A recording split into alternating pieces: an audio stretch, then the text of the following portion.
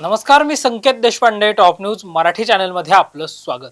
मागच्या अनेक दिवसांपासून महाराष्ट्रात नव्याने एक मुद्दा गाजतोय, तो अर्थातच राज्याचे अन्न नागरी पुरवठा मंत्री धनंजय मुंडे आणि भाजप आमदार सुरेश धस यांच्या भेटीचा. या भेटीवरून मोठ्या प्रमाणावर राजकारणही होताना आपल्याला पाहायला मिळतंय. विरोधी पक्षाकडून मोठ्या प्रमाणावर सुरेश धसांवर टीका होताना पाहायला मिळते. तर अगदी जरांगे पाटलांपासून ते सामाजिक कार्यकर्त्या तृप्ती देसाईंपर्यंत अनेकांनी जी आहे ती सुरेश धसांवर या सगळ्या भेटीमुळे टीका केल्याचं पाहायला मिळतंय. मात्र या टीका होत असतानाच आज शिवसेना उद्धव बाळासाहेब ठाकरे पक्षाचे राज्यसभा खासदार प्रवक्ते संजय राऊत यांनी देखील एक मोठा खळबळजनक असा गौप्यस्फोट केलेला आहे की सुरेश धस यांना थेटपणे भारतीय जनता पक्षाचे प्रदेशाध्यक्ष आणि राज्याचे महसूल मंत्री असणारे चंद्रशेखर बावनकुळे हे ट्रॅपमध्ये अडकवण्याचा प्रयत्न करतायत. आणि या सगळ्या विषयावर आपण चर्चा करणार आहोत.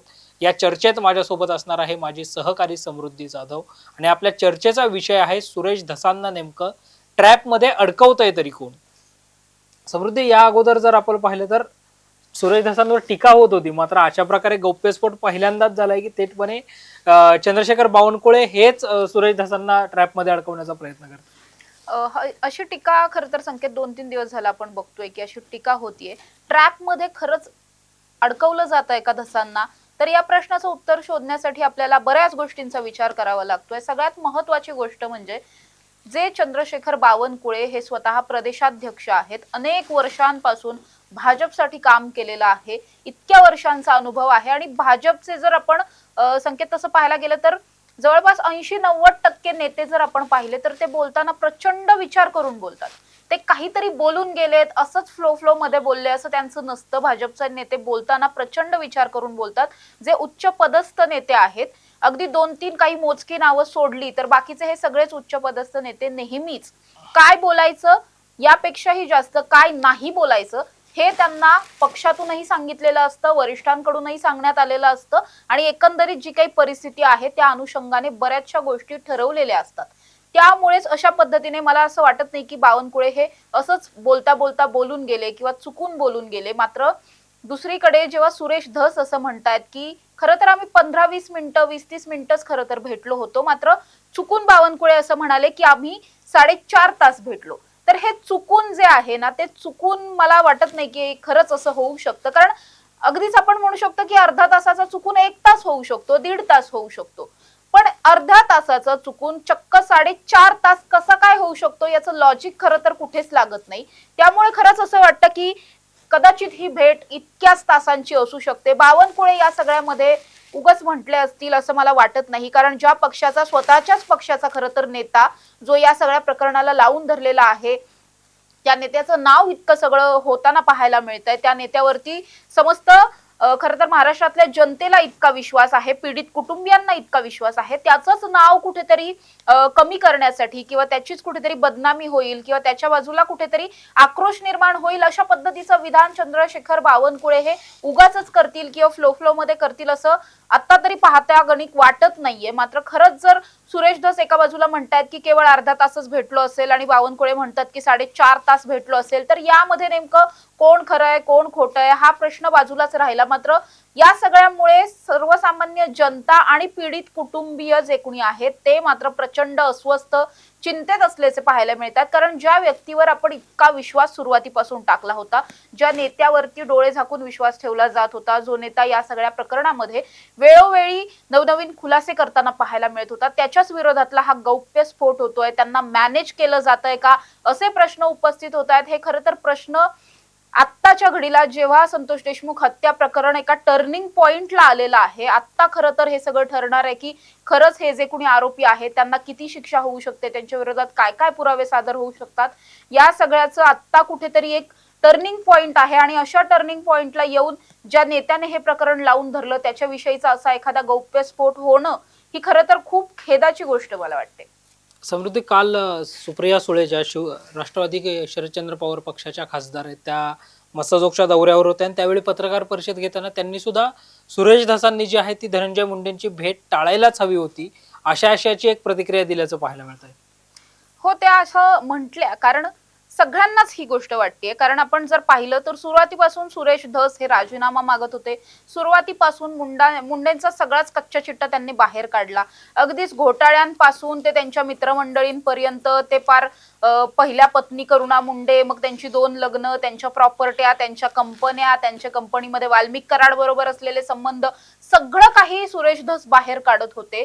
ज्याच्या विरोधात आपण इतकं सगळं बोलतोय, ज्या नेत्याचा राजीनामा आपण सातत्याने मागतोय, ज्या नेत्याच्या विरोधात आपण अख्खं रान उठवलं, त्यालाच जाऊन आपण भेटतो आणि याविषयीची माहिती आपण कुणालाच देत नाही, माध्यमांना काहीच सांगत नाही. आणि जेव्हा एखादा तिसरा नेता येऊन माध्यमांना सांगतोय, त्यानंतर तुम्ही म्हणता की नाही नाही, मी तर फक्त विचारपूस करण्यासाठी गेलो होतो, केवळ तब्येतीची विचारणा करायला गेलो होतो. असं कसं तुम्ही म्हणू शकता? हाच एक खरं तर पहिला प्रश्न आहे.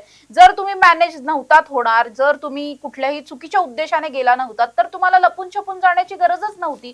तर तुम्हाला ही गोष्ट जनतेपासून लपवून ठेवण्याची काहीच गरज नव्हती.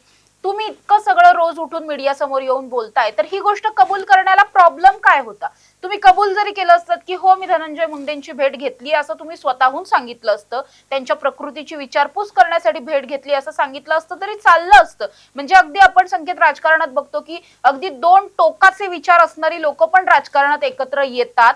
अनेकदा युतीच्या माध्यमातून तर येतात, पण केवळ काही सण समारंभ असतील, शासकीय कार्यक्रम असतील किंवा काही दुखवटा झालेला असेल, तर अशा पद्धतीने अनेक नेते एकत्र येतात. त्यामुळे तुम्ही एकत्र आला असता, भेटला असतात, तर तसं काही वावगं वाटलं नसतं. पण ज्या ठिकाणी ही गोष्ट लपवली जाते आणि तिसऱ्या व्यक्तीकडून ही गोष्ट समोर येते, त्यावेळी मात्र यामध्ये काहीतरी काळबेरा आहे का, हा प्रश्न नक्कीच उपस्थित होतो. आणि हा प्रश्न तसं पाहायला गेला तर प्रचंड व्हॅलिड सुद्धा आहे. जी जनता तुमच्यावर इतका विश्वास ठेवते, त्या जनतेचा तुम्ही विश्वासघात करताय, असंच आपण या सगळ्यामधून म्हणू शकतो. त्यामुळे खरं तर सुरेश धसांना ट्रॅप मध्ये अडकवलं जातंय का, या प्रश्नाचं उत्तर खरं तर हा प्रश्नच थोडासा ट्रिकी वाटतो. सुरेश धसांना ट्रॅप मध्ये अडकवलं जातंय की मग सुरेश धसच काहीतरी लपवून ठेवताय, हा खरं तर एक खूप मोठा प्रश्न वाटतो संकेत.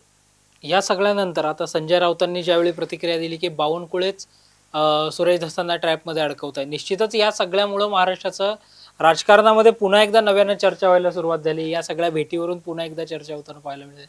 आज अंजली दमानी यांनी सुद्धा सुरेश धसांवर जी आहे ती टीका केल्याचं पाहायला मिळते. मात्र समृद्धी, या सगळ्या भेटीमुळे कुठेतरी सुरेश धसांच्याच विश्वासार्हतेवर प्रश्नचिन्ह उभं राहत आहे असं वाटतंय. नक्कीच आपण असं म्हणू शकतो, कारण संकेत तू जर एक क्रोनॉलॉजी पाहिलीस तर ज्यावेळी ही सगळी घटना आपल्या समोर आली, त्यानंतर अगदी 1-1.5 दिवसांमध्येच मसाजोगच्या ग्रामस्थांनी एक मोठी मीटिंग बोलवली. या मीटिंग मध्ये पुढचा अजेंडा ठरवण्यात आला, कोणकोणत्या मागण्या करायच्या आहेत, पुढचं आंदोलन कसं चालू ठेवायचं आहे, न्याय मिळवण्यासाठी काय काय करणं अपेक्षित आहे, या सगळ्यावरती चर्चा झाली. आणि त्यानंतर आता हे ग्रामस्थ कुठेतरी आक्रमक झालेले पाहायला मिळतात. म्हणजे जसं तू म्हटलास की सुप्रिया सुळे या जेव्हा त्या ठिकाणी गेलेल्या होत्या, संतोष देशमुख यांच्या कुटुंबियांची भेट घेतली, त्यावेळी अगदी भरभरून बोललेले आहेत तिथले ग्रामस्थ, त्यांचे कुटुंबीय, जे खरं तर इतकं कधीच बोललेले नव्हते. ते सगळे पुढे येऊन बोलतायत. ते का बोलतायत हा एक महत्वाचा प्रश्न आहे. ते बोलतायत यासाठी कारण मला वाटतं ज्या नेत्यावरती इतका विश्वास दाखवला होता, त्या नेत्याकडून अशी एखादी गोष्ट समोर आली आहे ज्यामुळे कुठेतरी विश्वासाला तडा गेलाय. आणि मग आता कुठेतरी आपलं आंदोलन मागे पडू नये, किंवा संतोष देशमुख हत्या प्रकरण जे इतके दिवस लावून जो माणूस धरत होता त्याच्यावरचाच विश्वास कमी झाल्यामुळे न्याय मागण्याची जी काही प्रक्रिया आहे ती पुन्हा स्लो डाऊन होऊ नये, त्यासाठीच आता हे सगळेच कुटुंबीय असतील किंवा मग सगळे ग्रामस्थ असतील हे पुढे येऊन आक्रमक झालेले पाहायला मिळतात. त्यामुळेच कदाचित मला असं वाटतं की इतक्या तातडीने ही सगळी बैठक बोलवण्यात आली, त्यामध्ये बऱ्याच गोष्टी ठरवण्यात आल्या, पुढचा निर्णय सगळे घेण्यात आलेले आहेत. त्यामुळे सुरेश धसांवरचा जो काही विश्वास होता तो कमी झालाय हे आपण नक्कीच म्हणू शकतो. दुसरा प्रश्न मला असं वाटतो की जेव्हा आपण असं म्हणतोय की सुरेश धसांना कुणी ट्रॅप मध्ये अडकवतंय का, तर तसंही असू शकतं. कारण जर आपण पाहिलं तर सुरेश धस या सगळ्यामधून एक प्रकारे ते हिरो ठरले होते. या सगळ्या प्रकरणामध्ये त्यांच्यावरतीच सगळ्यांच्या नजरा खेळलेल्या होत्या. सुरेश धस आज कोणता खुलासा करणार, उद्या नेमकं काय बोलणार, सगळे मीडिया असेल, सगळी सर्वसामान्य जनता असेल, ही सुरेश धसांकडे खूप आस लावून बसलेली होती. मात्र या सगळ्यामध्ये जे धनंजय मुंडे आहेत त्यांनी या सगळ्यामध्ये सुरेश धसांवर थेटपणे कधीच काही बोललेलं नाहीये.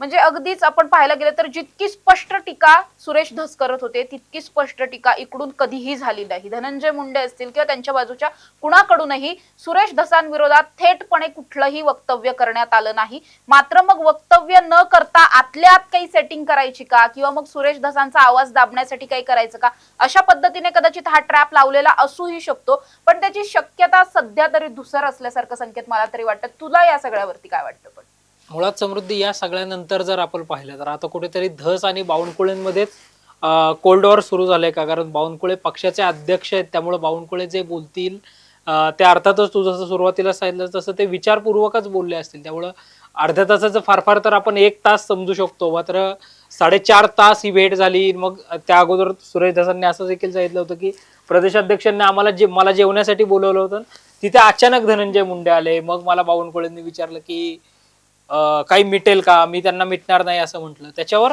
धनंजय देशमुखांनी सुद्धा प्रतिक्रिया दिल्याचं पाहायला मिळालं की एवढ्या दिवसात बावनकुळेंना मस्साजोगला यावंसं का नाही वाटलं. मग त्यामुळे कुठेतरी या सगळ्यामुळे राजकारण तर होतच आहे, मात्र भाजपामध्ये इंटरनल जर आपण पाहिलं तर कुठेतरी धस आणि बावनकुळे असं एक कोल्ड वॉर सुद्धा सुरू झाल्याचं पाहायला मिळतंय. कारण सुरेश धसांनी स्पष्टपणे असं म्हटलंय की 4.5 तास अर्ध्या तासाची झालेली भेट बावनकुळेंनी 4.5 तास का सांगितली, या प्रश्नाचं उत्तर खरं तर तेच देऊ शकतात. आणि खरं ही भेट अर्धा तास झाली की 4.5 तास झाली, या दोघांमध्ये खरं कोण खोटं कोण हे अर्थातच या दोघांना तिसरे धनंजय मुंडेंना माहिती. त्यामुळे हे दोघेच चांगल्या पद्धतीने पाहायला मिळतात. त्यामुळे मला तरी असं वाटतंय की भाजपामध्ये सध्या सुरेश धस आणि चंद्रशेखर बावनकुळे यांच्यामध्ये कुठेतरी एक कोल्ड वॉर सुरू झालंय. समृद्धी नक्की संकेत, जसं तू आता म्हणालास की या भेटीबद्दलची सत्यता जी काही आहे ती केवळ या 3च व्यक्तींना माहित आहे, ज्यातल्या 2 व्यक्तींनी 2 अगदी परस्पर विरोधी उत्तरं दिलेली आहेत. तिसरी व्यक्ती मात्र या सगळ्यात आणखी एक वेगळंच विधान करताना पाहायला मिळतेय. कारण तिसरी व्यक्ती अर्थात धनंजय मुंडे यांच्या कार्यालयाकडून असं सांगण्यात आलं की ही भेट झालीच नव्हती. त्यामुळे हा आणखीनच मोठा यातला गौप्यस्फोट म्हणावा लागेल की एक नेता म्हणतो की आम्ही भेटलोच नाही, एक म्हणतो आम्ही अर्धा तास भेटलो, आणि तिसरा नेता म्हणतो की 4.5 तास भेटलो. आणि मुळातच जर 4.5 तास भेटले असतील तर या 4.5 तासात असं तुम्ही काय बोललात, किती बोललात, हा एक खूप मोठा प्रश्न आहे. दुसरीकडे आपण बघतोय की धनंजय मुंडे जर असं म्हणत असतील की आमची भेट झालीच नाही, तर त्यांनी असं म्हणण्यामागचं काय कारण आहे? ही सगळीच जर आपण एकंदरीत हे जे काही घडतंय हे जर आपण पाहिलं, म्हणजे धस आणि मुंडेंची भेट आणि त्यानंतर घडलेल्या प्रत्येक घटना, त्याच्यात होत असलेले गौप्यस्फोट, हे सगळंच पाहिलं तर खूप जास्त संशयास्पद वाटतंय. कारण यामध्ये कुणाचा कुणाला ताळमेळ लागत नाहीये. एक नेता भलतं बोलतोय, दुसरा नेता भलतंच बोलतोय, कुणाचीच उत्तरं एकमेकांशी मॅच होत नाहीयेत, कुणाचे स्टेटमेंट मॅच होत नाहीयेत.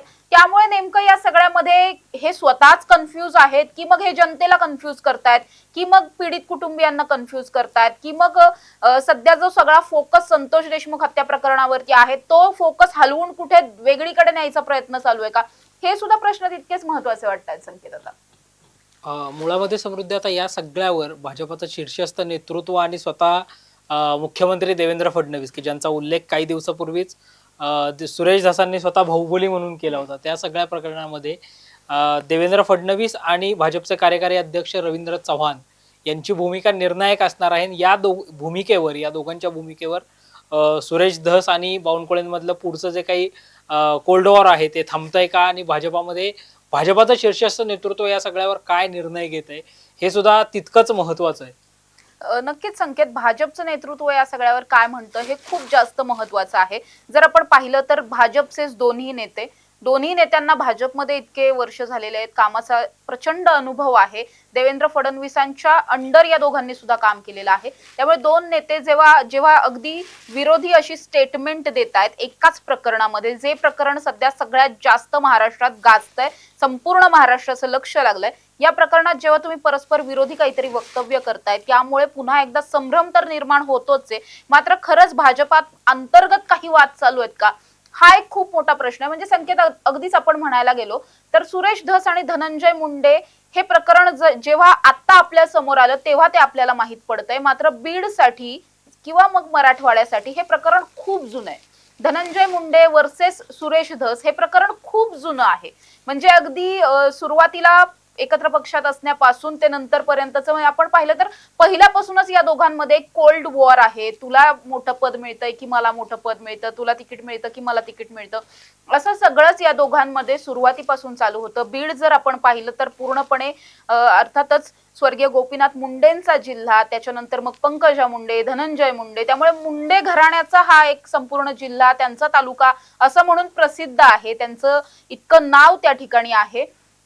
त्या ठिकाणी सुरेश धसांचं उभं राहणं, सुरेश धसांनी सुद्धा नावारूपाला येणं, या सगळ्या गोष्टीही तशा आपण पाहिल्या तर हा संघर्ष खूप जुना आहे. म्हणजे त्यामुळे या संघर्षामध्ये आता हा एक नवीन संघर्ष संतोष देशमुख यांच्यामुळे मग पुन्हा सुरू झाला. आणि त्यानंतर जेव्हा सुरेश धस इतकी सगळी प्रकरणं धनंजय मुंडेंची बाहेर काढतात, त्यावेळी नक्कीच आपण असं म्हणू शकतो की महायुती म्हणून हे सगळं पाहताना जे स्थानिक दोन नेते ज्यांच्यामध्ये पहिल्यापासूनची काहीतरी इंटरनल वाद आहेत असं म्हणू शकतो, किंवा राजकीय वाद आहेत, परस्पर मतभेद नसतीलही, मनभेद नसतीलही, मात्र राजकीय जे काही मतभेद आहेत त्या नेत्यांचे आता हे मतभेद इतक्या वरच्या स्तराला जाऊन पोहोचले की त्यामुळे महायुतीत कुठेतरी संघर्ष निर्माण झाला. अजितदादांचा गट असेल तो वेगळा पडतोय, भाजपचे नेते वेगळं बोलतायत. एकीकडून अजितदादा म्हणतात की नैतिकता असेल तर त्यांचे ते देऊ शकतात राजीनामा, किंवा मग नाही देऊ शकत, हा ज्याचा त्याचा प्रश्न आहे. मी दिला होता त्यांनी द्यायचा की नाही हा ज्याचा त्याचा प्रश्न आहे असं अजितदादा म्हणतात.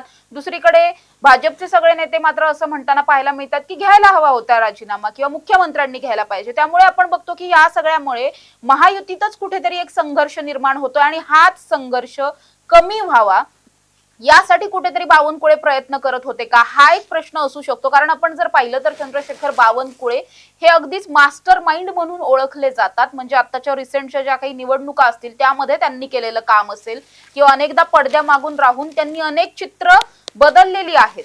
त्यामुळे या प्रकरणामध्ये सुद्धा केवळ या दोन नेत्यांच्या स्थानिक लेवलला असलेल्या वादामुळे संपूर्ण महाराष्ट्रभरात अजितदादांचा गट आणि मग कुठेतरी भाजप, म्हणजे अर्थातच राष्ट्रवादी आणि भाजपमध्ये कुठेतरी क्लॅशेस होत होते, जे क्लॅशेस राज्यभर पसरलेले दिसत होते. त्यामुळे येत्या जर आपण निवडणुका पाहिल्या, स्थानिक स्वराज्य संस्थांच्या निवडणुका या वर्षात लागणार आहेत, त्यामुळे हे सगळं जर पुढचं राजकारण कुठेतरी आणखी बिघडायला नको, त्यामुळे या दोघांमध्ये सेटलमेंट करण्यासाठी या दोघांना बोलवलं गेलं का, हा एक खूप मोठा प्रश्न यामध्ये उपस्थित होऊ शकतो. पण संकेत, मला तरी असं वाटत नाही की या दोघांमध्ये सध्या सेटलमेंट होऊ शकते. कारण जसं आपण म्हणतोय की सुरेश धस ज्या प्रकरणामध्ये इतका आवाज उठवताना पाहायला मिळतात, ते सुरेश धस जर आता मॅनेज झाले तर मात्र इथून पुढे सुरेश धस या नावावर, या व्यक्तीवर मतदारसंघातले लोकही विश्वास ठेवणार नाहीत, महाराष्ट्रातली बाकीची जनता तर सोडूनच द्या. त्यामुळे मला वाटत नाही की सुरेश धस मॅनेज होण्यासारखी चूक करू शकतात. मात्र सुरेश धसांना ट्रॅप मध्ये अडकवलं जात आहे का, हा जो आपला मूळ प्रश्न आहे त्याचं उत्तर आता तरी 50-50च असल्याचं पाहायला मिळतंय. त्यामुळे सुरेश धस खरं बोलतायत की मग बावनकुळे खरं बोलतायत, आणि बावनकुळे खरं बोलत असतील तर सुरेश धसांना ट्रॅप मध्ये का अडकवलं जात आहे, आपल्याच पक्षातला नेता आहे, आपला माणूस असताना सुद्धा मग का हे सगळं होतंय, हा एक खूप मोठा मिस्टेरियस प्रश्न बनलेला आहे. संशयास्पद ही सगळीच प्रश्न आहेत आणि या प्रश्नांची उत्तरं या तीन नेत्यांकडून येणंच अपेक्षित आहे.